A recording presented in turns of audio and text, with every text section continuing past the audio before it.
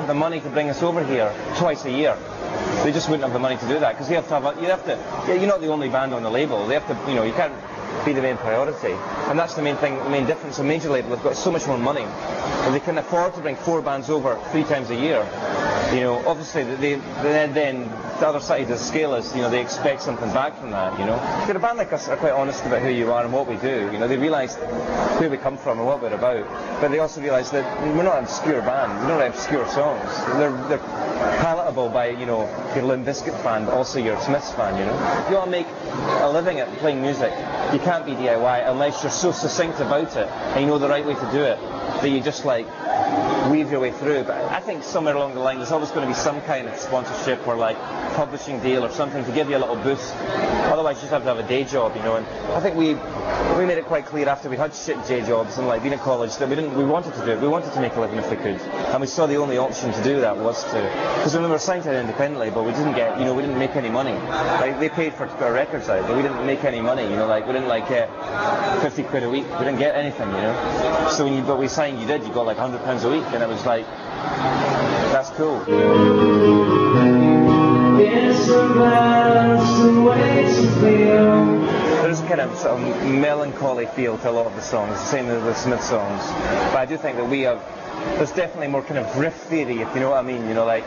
We are punk rock fans, primarily. So I think that always shines through, Kind of the pure aspect of the 4 of us just like playing.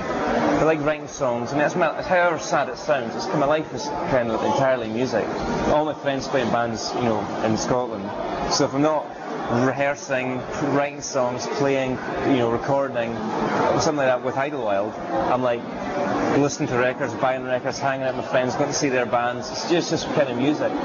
So, and the priority for us is just to play. We realise that we're a good band, that we enjoy playing, and we get tremendous satisfaction, which can't really be described about writing songs and performing them. It's if you've done anything creative, you can't put your finger on why you like it. That's the whole reason you do it, I was brought up just differently, different attitudes to things, I can't put myself in the position of an American 19-year-old in an American band, because it's completely different, I used to play in bands when I was 19 at shit pubs, in the middle of nowhere, like the Fiddlers, country pubs in the Highlands, to no one. They're farmers. We used to do John Denver covers, and that's kind of, you can't really equate that with playing it CBGB, It came out in April 2000 in Britain, and we toured all over Europe and Britain for that year. And then Spin magazine gave it very good reviews. They kept giving it good reviews. So it got released because of that, really.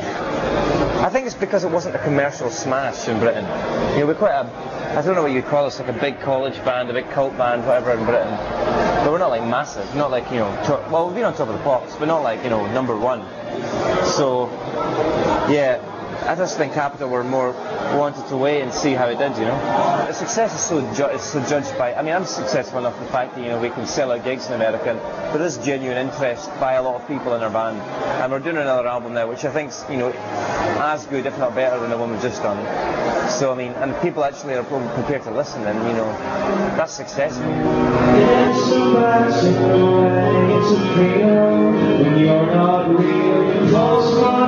When we play in Britain, 50% of the crowd are just there to jump around and push their friends about, and that's cool, as long as you feel well. And 50% of the audience are also there to listen to the lyrics and really get into the ideas. And I'm not going to dictate which one I prefer, I think that's the element, the music. It's fairly primitive rock music, but at the same time it's got quite a bit of subtlety to it, and a bit of thought as well behind it.